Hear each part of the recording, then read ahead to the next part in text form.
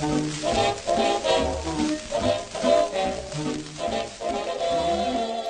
everyone, and welcome to A Nightbird.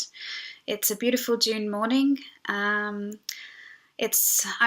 unfortunately not really my favourite time of year. I'm more of a morning person at this time of year because I'm forced to get up by my sneezing attacks. Because it's allergy season for me, and for many other people as well. It tends to start at the end of May. It goes on for the whole of June and the first couple of weeks in July, and then I can really enjoy the summer.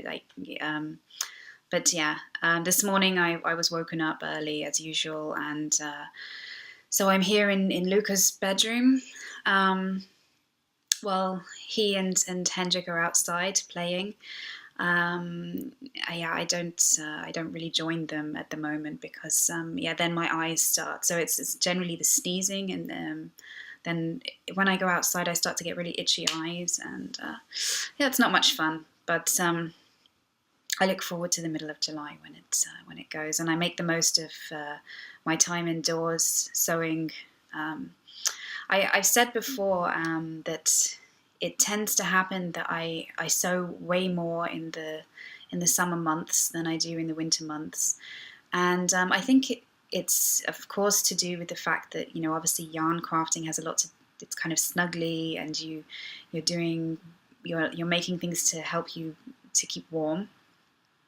So there's definitely that, but I think it's also because of this rhythm change I have, and that I like to stay up late knitting.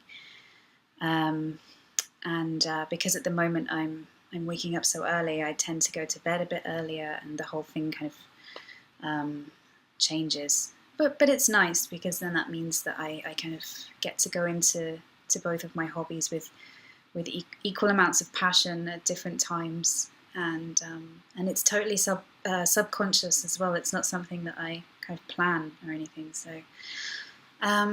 So yes, I have a few sewing things to show you, but I also have some knitting. It's never that I actually stop with either of them.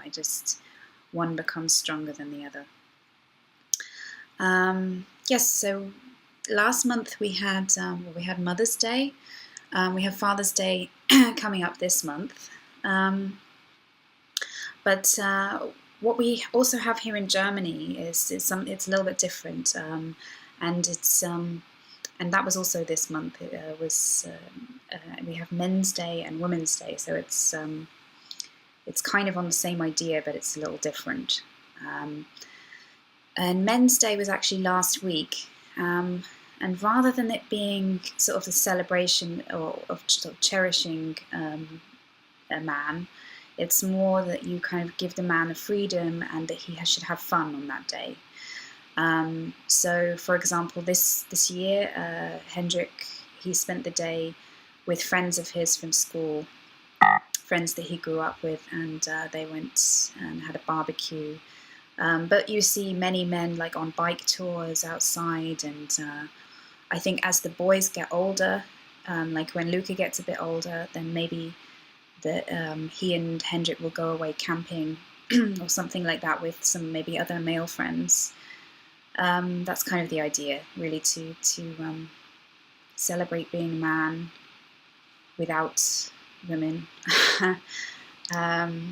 Normally it is really something that the men do on their own. So it's. I asked him in the beginning, should I get you a card? Is there anything like that? And he said, no, it's not really like that. It's more just give me my freedom on that day, and that's. And there's a Women's Day as well.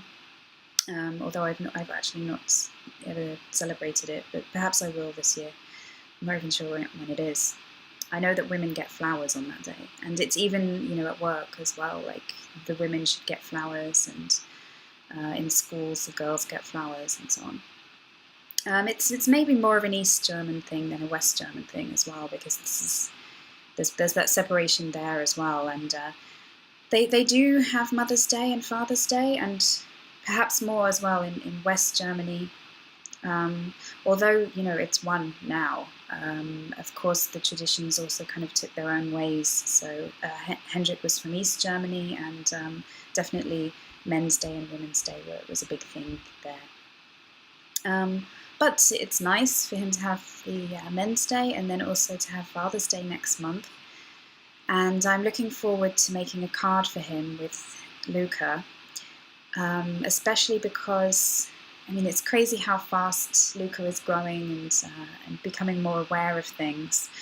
He really was excited last month to give me my Mother's Day card, which he helped Hendrik to make. So he put some stickers on it and so on. And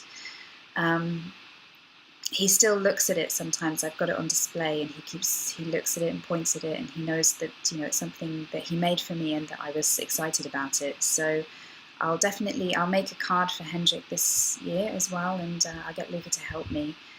So I'm actually looking forward to doing that.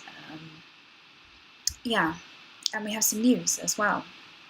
Very exciting news. So I posted a while back on my blog, my diary entries, about living in Berlin. I think because it was on my mind at the time. I mean, the whole story was that we've been looking at houses casually since the beginning of the year, and it started off casual, and I think as you get used to the idea and as you see more places, it starts to become more real. Although we never really thought that we would do it this year. We thought perhaps, you know, we'd be looking for a while and thinking and so on. But we found a place, we fell in love with it, and we are moving. So it will be our first house. I'm really excited, and it's going to be like a new chapter. It's completely different from living in the city. So it's not far. It's on the outskirts of Berlin. But like I said before, Berlin is the city that really there's something very special about it. That it's a major city and there's a lot going on in the center. But it doesn't take you very long to get out. And if you look all around Berlin, it's surrounded by greenery. It's surrounded by lakes, by forests, and you wouldn't even know that you were close to a major city when you're there. And so, yeah, we thought, you know, why not take advantage of that? Although it's always been a thing for me to live in a city, I've always considered myself to be a city person. I grew up in a city. But I guess as I've gotten older and maybe as well becoming a mother, I've started to appreciate nature a lot more, and that perhaps, you know, I think if you're brought up in a city, you feel that you need this constant energy that you get here. This constant, things are always happening, and you think, oh, I'd be so bored if I moved to the countryside. Anyway, that's how I've always thought, and I couldn't imagine living in the countryside. But things have changed, and I am looking forward more and more to kind of training myself to just enjoy the peace and listening to the birds and the wind in the trees. And I think I can do it. I think I can learn it more and more and go deeper into it. And I think really it will be good for Luca, because he will, if he stays here, he'll grow up like me to be a city person and to find it difficult to relax, I think. Not that I'm against growing up in a city, because I also see the advantages as well. But it's just, for us, I think it's turned out to be the best decision. And I notice as well, he's becoming a lot faster on his feet. He's becoming a lot more curious about everything. And I feel as though often I'm stopping him because it's dangerous, you know, that he can't go running free here. There's glass on the floor, broken glass everywhere. There's things that, you know, he shouldn't go near, and he shouldn't. And they're busy roads, and it's always loud. Cars, you can hear them all the time, and ambulances every 5 minutes or so. And I just think it will be so nice for him to have a garden. I mean, that's like, we have to go to the playground here, and we have a balcony, which I'll miss because it's we're on the 4th floor and we see the sunset here. and everything in the whole flat becomes orange and pink, and we won't get that in the house because obviously it's lower down. But we'll still get to see the sunset, and there'll be so much more because we'll really be in nature. Yeah, so as you can see, I'm really excited, and it's like a huge change in my life, but one that I'm fully ready to embrace. So I'll keep you updated on that. I have only, after this, there'll be one more podcast here in the flat, and then from then on I'll be filming in my new house, maybe even in the garden. So we'll have to see, and yeah, I'm super, super excited. So I'll move on to my knitting projects, what few I have to show you. I don't have anything finished, but I've made some progress on some things, which I'll show you now. So I'll start with the project that I'm most proud of, which is my my jumper, which is for Luca. So I made a bit of progress on that. So I'm now at the top. So I think last time I'd only just done a bit of the body, so I finished that, and it was worked in the round at first, and then now I'm working it flat. I need to do the back piece and then add the sleeves, and I definitely think I can finish this for next month. Unless I just, completely. But as we have, as our craft along this month is not a knitting project, I think that should definitely be doable. Okay, and also I'm still working on the cardigan for me, but in fact, I actually made a bag. So I'm so into sewing, I made a bag to put the project in, and I didn't really do much more on the actual cardigan. Yeah, here it is. I think it's pretty much the same as the last time I showed you. So I need to get going on that. Those two are my kind of fun projects.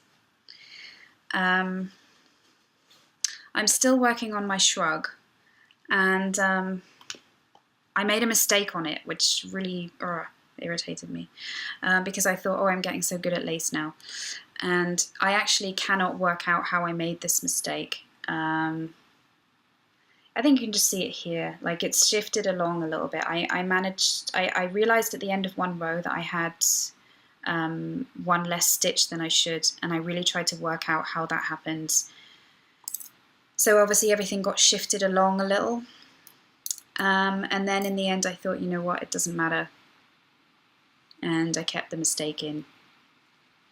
So that kind of just disappointed me a little bit, but I really think that once it's, because this is part of the sleeve and it's going to be sewn, I just don't think anyone will see it except me. Yeah, but it makes me realize, I still have a way to go before I feel like this experienced lace maker. But I definitely, when I look back to this time last year, I'm so much better at it. I never used to be able to complete anything that was made with lace. I would just get really irritated and I would make silly mistakes. Now I'm kind of used to it. I realize as well that it's a good idea to memorize the pattern. I have that pattern completely memorized. I don't have to look at the chart anymore. It's crazy because I think I guess in the beginning I thought you have to be like really clever to be able to memorize something. Maybe I can't do that, but that's not true. I mean, everyone can memorize lace. You just have to believe that you can do it, and then you realize it actually makes it a hell of a lot easier than looking at the chart. I think you make a lot more mistakes when you're looking at a chart than you do when you kind of know what you're doing and you get into the flow. So I'm learning all the time. And at least now I don't have a deadline for that shrug, so I can just keep going at it nice and slowly, maybe hopefully not too slowly.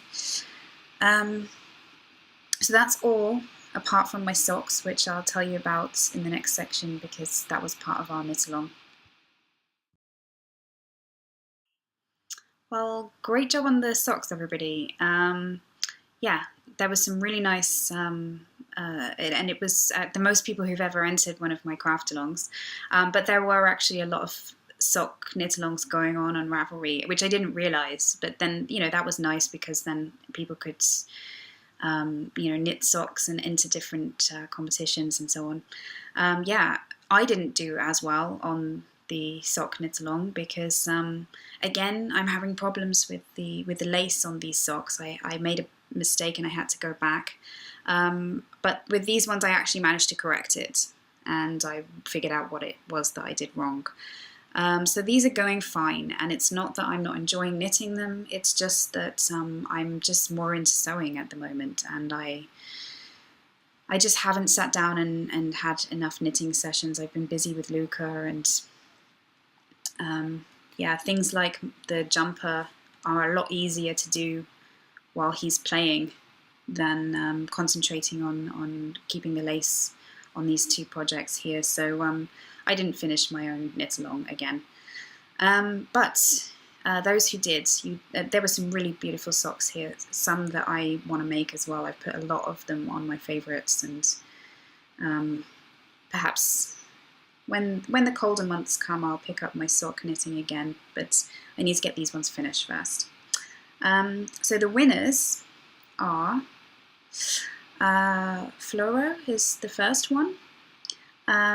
She said that it was a pleasure to knit these socks. She made these really beautiful with a kind of lace leaf pattern in blue. They're really beautiful. And I actually decided I would get some socks, because I'm always talking about going to ED and buying yarn, and you guys, most of you who aren't living in Germany, you can't go to ED and you don't know what I'm talking about. It's where I get most of my yarn. And I bought some sock yarns that I have really I've really enjoyed using. So this is the first one. So that's the first prize. You can make a couple of socks with those. That's for Floro. So I'll get in contact with you and send it out. And second is Soy Milk is her Ravelry name, and her name is Lana. And what did she make? She made some stripy socks, I think, which were really nice. With some really nice colours. So congratulations to both of you. Oh yes, and you're getting the tweed, which is actually what I used for my family socks in a different colour. So we'll get in contact with you guys, and then you can tell me where to send the yarn. So congratulations to both of you. I'm super excited now because the next craft along is going to be a sewing craft along. Now, I don't know if that's exciting for everybody, but a lot of people have said that they want to join in with this, making this quilt square. And it's great for me because I'm actually I've been working on this blanket since last year. I haven't done any quilting on it yet because I haven't finished the squares, so it's a great motivation for me to do the next square. And I've been picking out the fabrics, and I think I'm going to choose actually some of the fabrics that were actually sent to me by Anne, which I mentioned a couple of episodes ago, who sent me a really nice package. And one of those fabrics definitely will go into the square because it goes really well with the colour theme.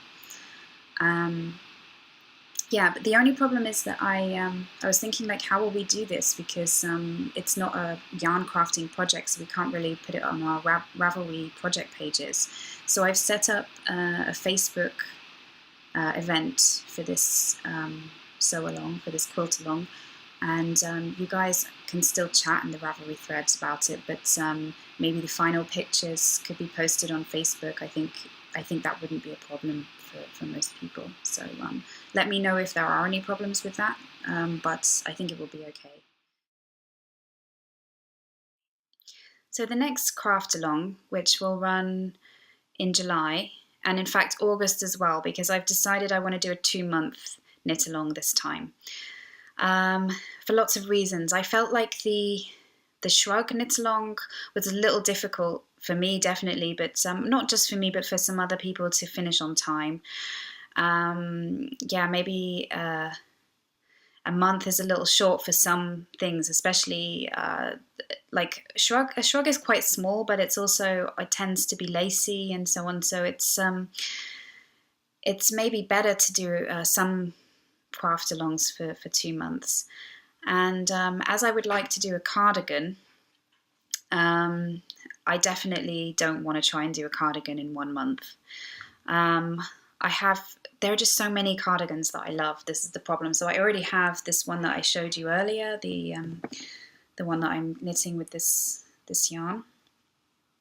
I have one from last year, which is on hold, which I really want to pick up again. But there's also another one that I want to start, which I'll do for the knit along. I'll show you. Now, I told some of you last year about my Christmas present from Hendrik. It's a Tin Can Knits pattern book, which I really wanted, and I was really surprised that he got this for me. But I haven't made anything from it yet. I just look at the pictures, and that gives me enough joy, actually, just looking at the pictures. But I should actually make something, and I want to. And I really want to make this cardigan, the one that is on the cover, actually. And not only that, I have yarn for it as well.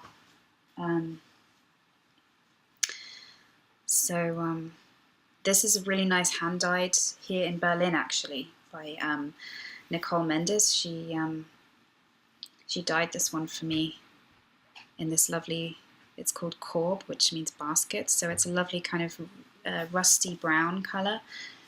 Yeah, and I want to get that done. I want to get started on it, and definitely 2 months it's doable.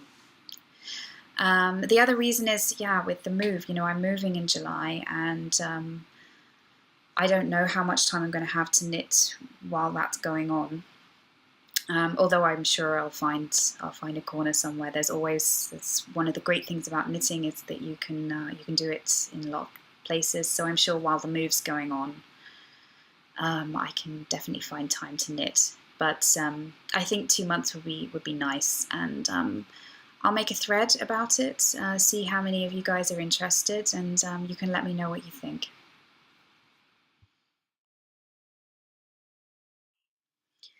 I want to show you what I've been sewing. First of all, pillowcases. It's my new thing to sew pillowcases. It's so fast, and many reasons why I want to sew my own pillowcases. First of all, I always feel like I have to compromise when I buy a pillowcase because, the print isn't exactly what I'd like, or I don't know, so there's something about it, like the way it's designed, that I don't really like, and it's just limiting. And there are so many fabrics out there, and making a pillowcase is the easiest thing in the world. I mean, it's like, it's a great beginner sewing project. There's no fastening. I mean, you can fasten it if you want to. Most pillowcases that you buy don't have fastening, and I don't really think it's necessary. I think as long as you make the fold at the opening big enough, I think it looks fine.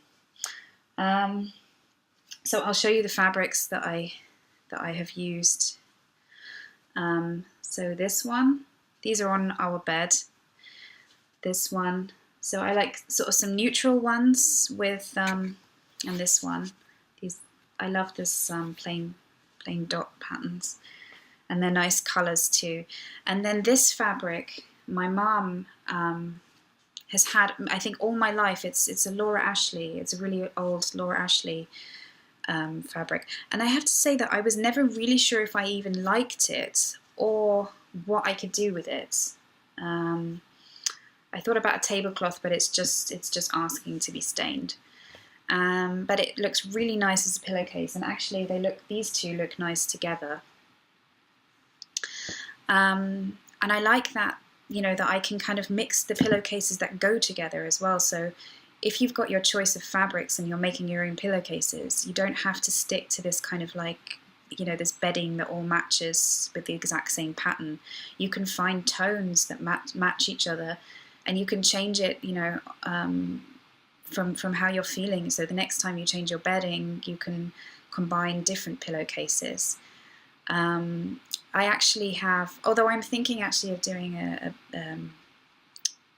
quilt cover as well myself, but my quilt cover is actually just quite a neutral colour, which actually makes it more fun, because then that way I can change the pillowcases and they always go with the quilt cover, because the quilt cover is just beige with a kind of a textured print on it.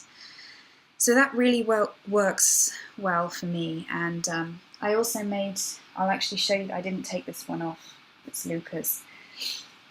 I love this fabric with the little lambs in it. It's in some of the squares on this blanket. I bought that when he was a newborn, just because I loved it, and I put it into some blankets and so on. I've only ever used it in patches, but it works really well as a pillow for him, a pillowcase for him. So yeah, that's just like a 5-minute project that you can do whenever if you're a beginner sewer, or even if you're more experienced. It's not boring, and it's something that you get like an instant satisfaction from, I think. So I would thoroughly recommend it. It's really fun. Yeah, what else I'm doing? I made some of these bags, these Japanese knot bags, because they're really good for keeping projects in. And you can make them in different sizes, and I'm still experimenting with these actually. And you can also make them reversible, so you can, like, this fabric is on the inside, this on the outside. And my main sewing project that I'm doing at the moment is quilting. Now, I've done a lot of patchwork, but I haven't actually done a lot of quilting. For example, this blanket that I made behind me, which is to cover up this sofa in Luca's room, because then I can wash it. It's patchwork, but it didn't take me very long because I layered it, but I didn't actually quilt it, because quilting is a problem. It's if you don't lay everything out flat, then it can look really bad, and it can look lumpy, and it's actually not very easy to when you're dealing with so many different layers, to get everything to lie flat, especially when you put it through the sewing machine. So I'm starting quilting just a plain blanket, and it's not that big, because then that way I can practice before I do my big quilt, the one that I'm working on for the square that I'm making with the quilt along this month, because I really put a lot of work into that, and I don't want to ruin it by quilting it badly. So this I'm just doing, it's kind of TV, what is lap work. I'm doing it by hand, and I'm doing it in circles like this. And the circles also overlap. I just did it by taking a small sandwich plate and drawing around the sandwich plate and letting the circles overlap kind of randomly, and then just sewing where I see the lines. It's like a washable pen. And then I have actually tacked the edges here, so but I will take that out at the end, because I'm sure at the end it's all going to line up a little differently. But then since then I've seen that some people actually use safety pins, which is a good idea. And I've also then now seen as well that sometimes people quilt the squares individually and then sew it all together, although I'm not actually quite sure how that works. But anyone out there who's an expert on quilting, I would love some advice. And if this is a good way to start out, things to watch out for, that type of thing. And I am a perfectionist in some ways, but I'm not. Like, I've seen pictures of women, in patchwork circles, with those traditional, who make really great quilts. All of them with a blanket laid out on the floor, all on their hands and knees sewing. And I think that just doesn't look like fun. I don't want to be on my hands and knees sewing everything exactly. But on the other hand, I don't want to make a big mess of it. So I'm just wondering, is it really necessary to be that exact with your quilting, or can you kind of do it on your lap, or am I just, should I just do it by machine, or I don't know. So anyone who knows a little bit more would be really great to hear from you.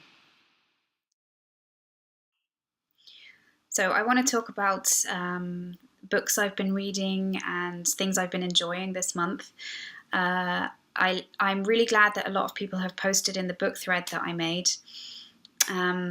I've enjoyed two books this month. Now the first one is maybe it's not everybody's cup of tea. I actually I worked before I had Luca as a therapist, and I intend to kind of go back to that at some point. And so I read a very interesting book about young women and alcohol abuse, and it's called Smashed by Corinne Zalkis, I think is the way you say her name.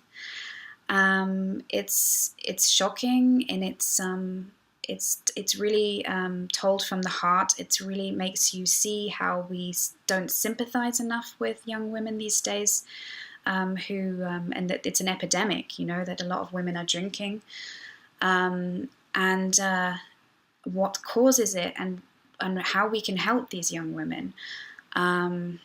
It's a real story she tells of her own alcohol abuse, and it was kind of hard as well. It was also quite sad to read, but it's hopeful as well. I mean, she comes through it. She's written this book, and she's given up drinking completely. But it really makes you. I mean, you see it anyway. I definitely, living here in Berlin, you see it all the time, that alcohol is a problem for young people, and in particular women these days. And so that was kind of hard, but also very interesting, and I think, well, definitely it's given me a lot of things to help me with my work. I'm also reading kind of I've got it here actually. It's not like the best book I've ever read, but it's kind of entertaining. It's about a woman who has this terrible secret that she thinks that she killed somebody, a little girl. It was by accident.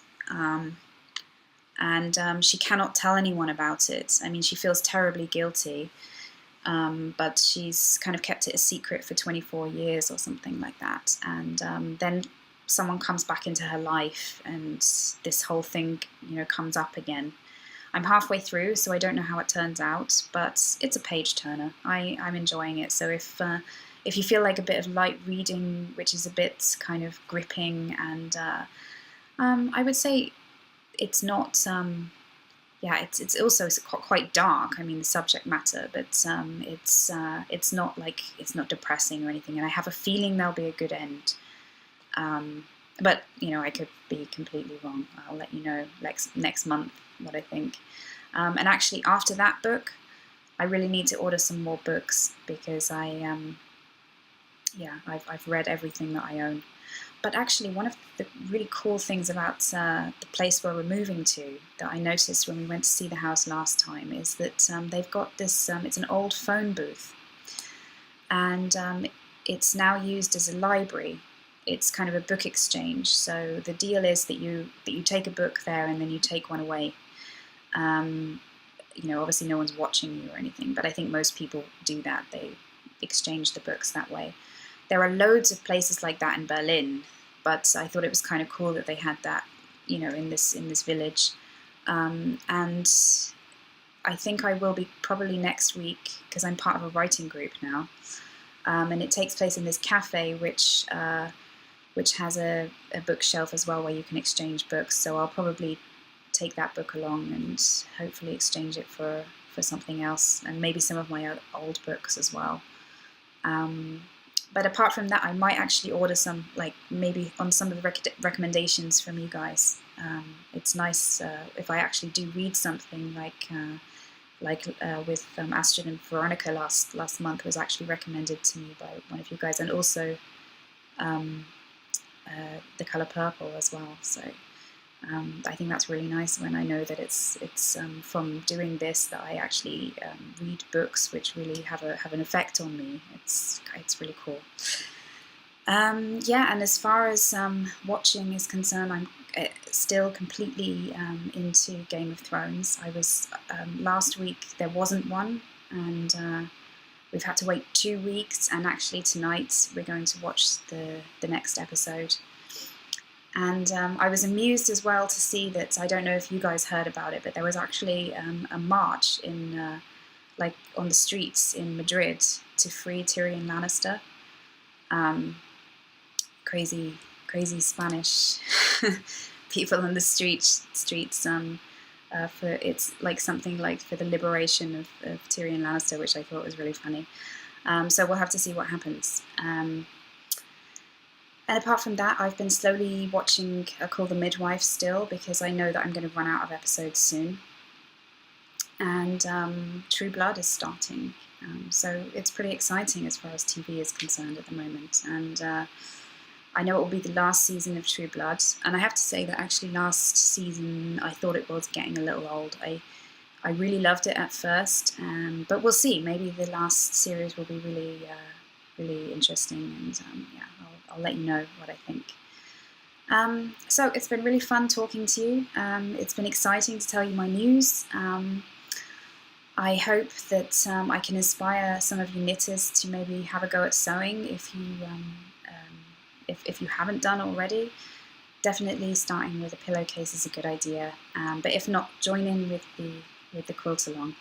And until next month, yeah, have a good one and enjoy your knitting and crafting. Goodbye.